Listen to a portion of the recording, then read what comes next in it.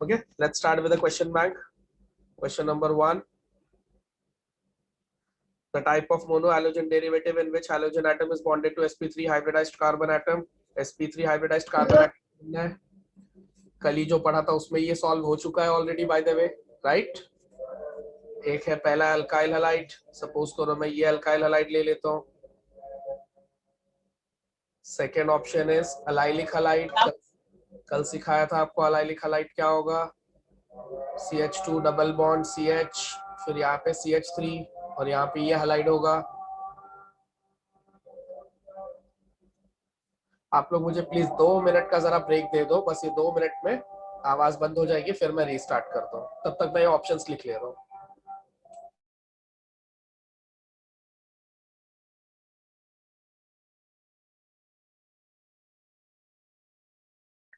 Let's start with the first question.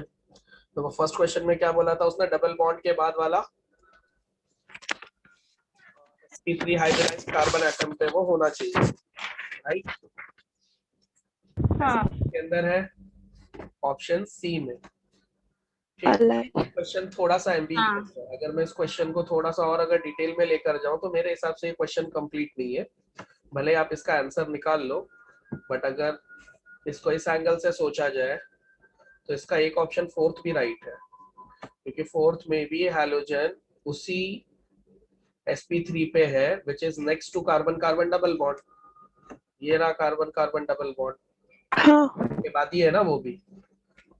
But आपके question bank वाले बोल रहे हैं कि आपको ऑप्शन सी पे 3 पे ही टिक करना है, तो आप 3 पे टिक करके आओ, उसका कुछ नहीं कर सकते. बट ये एम्बिगुअस क्वेश्चन माना जाएगा. मैं ऐसा नहीं बोल रहा हूँ कि रॉन्ग है क्वेश्चन, बट वो जो इंफॉर्मेशन है वो थोड़ी इनकम्प्लीट है. उसको इनको ऐसा कुछ मेंशन कर देना चाहिए था कि वो एरोमेटिक नहीं होना चाहिए वगैरह वगैरह. तो अगर जितनी इंफॉर्मेशन दी है ऑफ कोर्स उसके हिसाब से थर्ड तो राइट होगा ही होगा, बट फोर्थ भी समवॉट राइट ही माना जाएगा अगर बच्चा ये लॉजिक लगाए कि सर इसमें भी तो डबल बॉन्ड है और डबल बॉन्ड के बाद वाला sp3 पे ही तो है हैलोजन. तो in that way even your option fourth will be correct. But अगर एग्जाम में ये क्वेश्चन एज इट इज आता है तो आप सेकंड पे क्लिक करना. नाम हम लोग कल ही पढ़ चुके थे इसका, allyl halide, right. Next question जो है, नेक्स्ट क्वेश्चन है aromatic electrophilic substitution. Aromatic electrophilic substitution reaction कौन सा था एक्चुअल में, वो डायरेक्ट हैलोजिनेशन वाला रिएक्शन है. ये डायरेक्ट हैलोजिनेशन में आप क्लोरीनेशन कर सकते हो, ब्रोमिनेशन कर सकते हो, राइट. क्लोरीनेशन और ब्रोमिनेशन करते हैं हम लोग. क्लोरीनेशन और ब्रोमिनेशन कैसे करते हैं, कुछ रूल्स याद है अपने को. अगर मैं आपको एक बेंजीन दे दूं and if I ask you to add chlorine into it, how would you add it? कल ही सीखा था हमने एनहाइड्रस AlCl3 लोगे आप. ये वर्ड दिखाई दे रहा है इलेक्ट्रोफिलिक सब्स्टिट्यूशन. सो एनहाइड्रस AlCl3 लोगे आप, बेंजीन के किसी एक कार्बन से हाइड्रोजन ले लोगे और ये क्लोरीन और वो हाइड्रोजन आपस में एक्सचेंज हो जाएंगे, राइट. हाँ. एक तरीका ये हो गया. दूसरा तरीका क्या है कि आप यही काम सनलाइट की प्रेजेंस में भी कर सकते हो. ओके. अब यहाँ पे दिक्कत ये पूछा गया है आयोडीन के साथ. अगर ये रिएक्शन क्लोरीन या ब्रोमीन का होता तो क्लोरीन और ब्रोमीन के साथ ये रिएक्शन बहुत आसानी से हो जाता है, क्योंकि क्लोरीन के टाइम पे बनेगा HCl और ब्रोमीन के टाइम पे बनेगा HBr. अल्केन्स के साथ जब आप ये रिएक्शन करोगे तो यहाँ पे आप ब्रोमीन के लिए एनहाइड्रस AlBr3 देखोगे और क्लोरीन के लिए आप डिफ्यूज्ड सनलाइट देखोगे, ठीक. तो बुक के अकॉर्डिंगली अगर आप जाओगे तो यहाँ पे आपको एनहाइड्रस AlCl3 नहीं मिलेगा, सनलाइट मिलेगी. आपकी बुक के अकॉर्डिंगली अगर ब्रोमीन ऐड करना है तो Fe इन डार्क और क्लोरीन का रिएक्शन एनहाइड्रस AlCl3 वाला ही है. चलो ठीक. पेज नंबर 214 पे अगर देखोगे ना तो राइट साइड में दिया हुआ है एक क्वेश्चन. अगर कोई टेक्स्ट बुक लेकर बैठा है तो ये रहा एरोमेटिक इलेक्ट्रोफिलिक सब्स्टिट्यूशन रिएक्शन. अगर क्लोरीन होता तो हम लोग इसके साथ करते, ब्रोमीन होता तो यहाँ पे ब्रोमीन लेते और यहाँ पे Fe इन डार्क लिखा हुआ है. ये Fe इन डार्क लिखा हुआ है ना, बेसिकली ये सब आपस में मिलकर FeBr3 बन जाता है. और उतना आपको डिटेल में जाना नहीं, आप ऐसे याद कर लो कि अगर ब्रोमीन लिया तो एफिन डार्क लेना पड़ेगा, क्लोरीन लिया तो एनहाइड्रस AlCl3 लेना पड़ेगा। ये मैं आपके टेक्स्ट बुक के अकॉर्डिंगली लिख रहा हूँ, अदरवाइज इसके और भी तरीके हैं। बस अभी यहाँ पे जितना आपको जरूरी है एग्जाम के लिए मैं उतना ही लिख रहा हूँ। अब देखो HCl और HBr का रिएक्शन तो आसानी से हो गया, राइट। पर दिक्कत कब आती है? आयोडीन के टाइम पे। आयोडीन के टाइम पे क्यों दिक्कत आती है? क्योंकि आयोडीन वाला जो रिएक्शन है दैट इज रिवर्सिबल रिएक्शन। तो आपको एक स्टेटमेंट याद करके जाना है that direct iodination is not possible. अगर ये रिएक्शन आप इस स्टाइल में करोगे, ठीक, तो ये डायरेक्टली नहीं हो सकता। जैसे आपने आयोडीन क्लोरीन ऐड कर लिया, ब्रोमीन ऐड कर लिया, वैसे आप आयोडीन ऐड नहीं कर सकते। तो इसके बारे में 2-3 बातें और बता दे रहा हूँ, क्योंकि ये क्वेश्चन जरूरी नहीं कि डायरेक्टली ऐसे का ऐसे ही आ जाए। ऊपर देखो एक्सचेंज आराम से हो गया, ये वाला एक्सचेंज भी आराम से हो गया, हाँ। पर थर्ड वाला एक्सचेंज हो तो जाएगा। The only problem with this reaction is reversible in nature. ये रिएक्शन रिवर्सिबल है। तो आपसे ये अभी क्वेश्चन बैंक में तो ये दिया है कि सिर्फ ये रिएक्शन सॉल्व करो, राइट। हो सकता है एग्जाम में पूछ दे कि ये क्यों रिवर्सिबल है, इस रिएक्शन के साथ प्रॉब्लम क्या है। यहाँ पे आपको क्वेश्चन दिया है कि electrophilic aromatic electrophilic substitution with iodine किसके थ्रू होगा, डन। पर एग्जाम में ये क्वेश्चन बदल दिया जा सकता है कि डायरेक्टली क्यों नहीं हुआ। डायरेक्टली नहीं हुआ इसीलिए आपको HNO3 के साथ करना पड़ेगा, ऐसा लिखा हुआ है वहां पे। पर ये भी तो जानना पड़ेगा ना कि HNO3 की जरूरत ही क्यों पड़ी। क्लोरीनेशन में HNO3 की जरूरत पड़ी क्या? ब्रोमिनेशन में जरूरत पड़ी क्या? ये दोनों आसान। नहीं। तो आयोडीन के टाइम पे क्या प्रॉब्लम है? तो यहाँ पे नोट में मैं लिख दे रहा हूँ 2 बातें एक्स्ट्रा। पहला कि the reaction direct iodination is not possible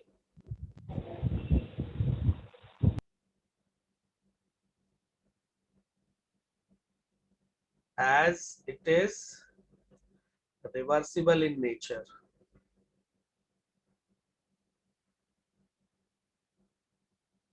So direct iodination होता ही नहीं because it is reversible in nature. This is the first point. Second कि why it is reversible? Since HI formed is a very strong reducing agent. ये कारण भी आप याद रख के जाओ कि ये जो HI बनता है this is a very strong reducing agent. That's why ये क्या करेगा, reducing agents क्या करते हैं, they give their hydrogen very easily. तो ये हाइड्रोजन अगर वापस दे देगा तो रिएक्शन तो वहीं पहुंच जाएगा जहां से हम लोग आए थे। So this reaction reversible. और यही कारण है कि अगर आपको क्लोरीनेशन करना है तो आप डायरेक्टली कर सकते हो, ब्रोमिनेशन करना है तो आप डायरेक्टली कर सकते हो, पर आयोडीनेशन आप डायरेक्टली नहीं कर सकते। तो आप करोगे कैसे? तो अगर आपको आयोडीनेशन करना ही है then you need to have some strong oxidising agents. तो अब यहाँ पे थर्ड पॉइंट देखो, देयरफॉर आयोडीनेशन, ये आपका मेन आंसर है, जो आपका क्वेश्चन है उसका आंसर ये है। Therefore, iodination is carried out in presence of strong oxidizing agents. उसी में से एक है आपका HNO3, जो आपका इस क्वेश्चन का आंसर है। उसके अलावा और भी है, जैसे आपकी बुक के अकॉर्डिंगली अगर मैं जाऊं तो HNO3 के अलावा HiO4 है, ठीक है। बुक में 2 का नाम आया है, HNO3, HiO4, ये भी यूज कर सकता। अब हो सकता है कि यहाँ पे आपको HNO3 दिया है और एग्जाम में HiO4 दे दे, तो वो भी याद करके जाओ, क्योंकि एज इट इज आंसर नहीं आएंगे, मैं बार बार बोल रहा हूँ। और इसके साथ में एक मैं अपनी तरफ से ऐड कर दे रहा हूँ, HgO मर्क्यूरिक ऑक्साइड भी यूज होता है, ठीक, HiO3 भी यूज होता है।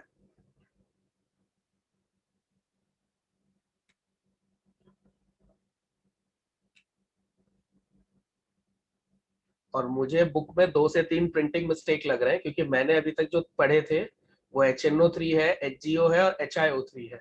सो देयर आर चांसेस कि ये जो HiO4 है ये प्रिंटिंग मिस्टेक हो, चांसेस आर देयर, क्योंकि मैंने अभी तक इसके बारे में पढ़ा नहीं है, सिर्फ तुम्हारी टेक्स्ट बुक में ही लिखा है।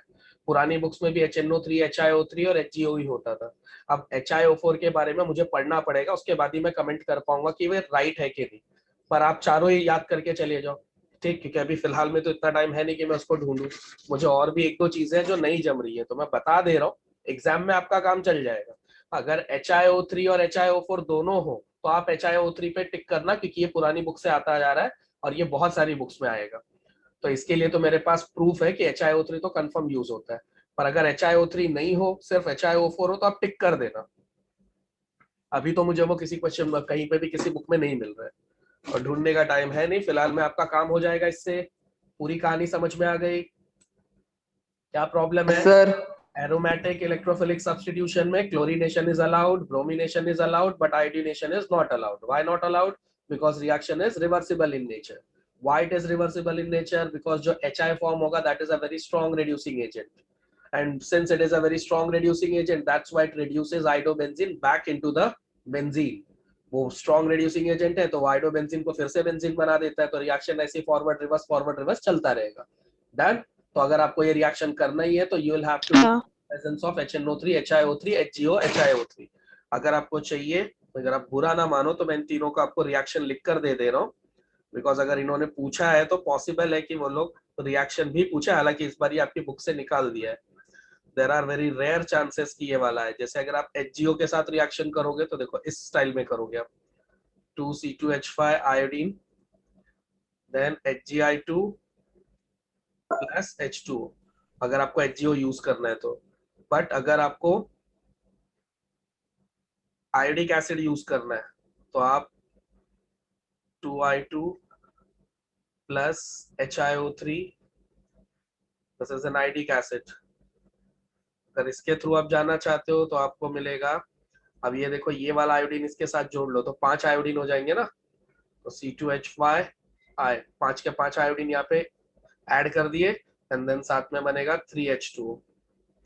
और अगर आपको इसके थ्रू जाना है HiO3 के थ्रू, तो 8C2H5 लो, और यहाँ पे ये 4I2 लो, एंड देन जो आपका जो आंसर है वो ये है HNO3 वाला रिएक्शन। एटलीस्ट तीनों नहीं तो कम से कम ये वाला तो रट के जाओ, जो तुम्हारा एक्चुअल आंसर है कि HNO3 के साथ रिएक्शन कैसे होता है। This is that reaction. 8C2H5, मैंने वहां पे गलती से C2H5 लिख दिया है, स्टार्टिंग में C2H6 होगा, अब वो हो जाएगा C2H5। ये 8 आयोडीन के आइटम्स हो ही गए ना, डन। तो 8 आयोडीन हाइड्रोजन के साथ रिप्लेस कर दोगे आप, और साथ में क्या बनेगा, 3H2O प्लस NH3।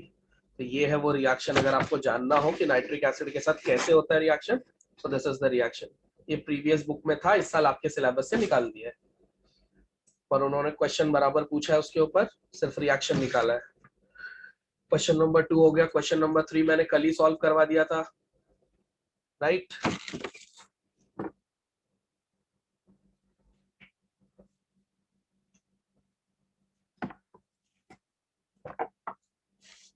हाँ। क्वेश्चन नंबर 3 क्या था? फॉर आइसोमेरिक डाइहेलोबेंजीन्स, कल ही सॉल्व कर लिया था हमने ये, कि इन तीनों में ज्यादा अच्छी फिटिंग किसकी होगी? पैरा। अच्छा, अगर ये क्वेश्चन बॉइलिंग पॉइंट पे आता तो हम लोग फिटिंग देख रहे होते क्या? नहीं। तो पहले तो ये याद रख के जाओ कि फिटिंग वाला पॉइंट अप्लाई कब करोगे? मेल्टिंग पॉइंट पे। यस, जब आपको मेल्टिंग पॉइंट मिले। क्यों? क्योंकि मेल्टिंग पॉइंट किसका निकाला जाता है? सॉलिड्स का, और सॉलिड्स का क्रिस्टल स्ट्रक्चर होता है, और क्रिस्टल स्ट्रक्चर में अगर मॉलिक्यूल्स की पैकिंग बहुत स्ट्रांग होगी तो मेल्टिंग पॉइंट ज्यादा आएगा। तो ये सारा का सारा पॉइंट वैलिड ही कब है? जब आपको सॉलिड मिला है या जब आपसे मेल्टिंग पॉइंट पूछा जा रहा है।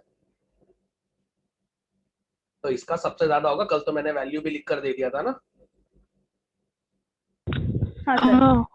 Due to strong and compact packing. ये रहा आपका आंसर। ठीक, तो पैरा आइसोमर इज हायर। इसके बारे में तो और कुछ बताने की जरूरत नहीं, कल काफी डिटेल में बता दिया था मैंने। रेगुलर मीडियम के स्टूडेंट्स हैं, उनको वो क्वेश्चन को कैसे समझना है। इन लोगों ने पूछा optical activity is associated with. तो एसोसिएटेड विथ मतलब वो लोग तुमसे कॉज पूछ रहे हैं कि किसके कारण ऑप्टिकल एक्टिविटी होती है। प्लेन पोलराइज लाइट की वजह से होती है क्या? बिल्कुल नहीं। प्लेन पोलराइज लाइट सिर्फ डिटेक्ट करने का एक इंस्ट्रूमेंट है, बराबर। प्लेन पोलराइज लाइट के थ्रू हम लोग हाँ पता करते हैं कि वो ऑप्टिकली एक्टिव है कि नहीं, उसकी वजह से थोड़ी ऑप्टिकल एक्टिविटी आती है, राइट।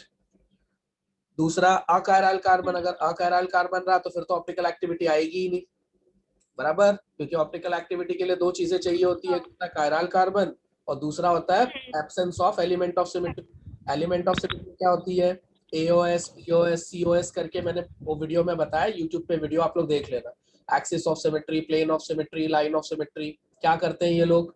ये लोग मॉलिक्यूल को दो इक्वल हाफ में डिवाइड कर देते हैं, राइट। अगर मॉलिक्यूल दो इक्वल हाफ में डिवाइड हो गया तो वो कायरलिटी लूज कर देता है, उसका एक पार्ट डेक्स्ट्रो हो जाता है, दूसरा पार्ट लिवो हो जाता है, ओवरऑल ऑप्टिकल एक्टिविटी उसकी जीरो हो जाती है। सो इन शॉर्ट, अकायरल मॉलिक्यूल रहा तो भी ऑप्टिकल एक्टिविटी नहीं आएगी। प्लेन पोलराइज लाइट तो उसको मेजर करने में हमको हेल्प करती है, वो उसका कारण नहीं है।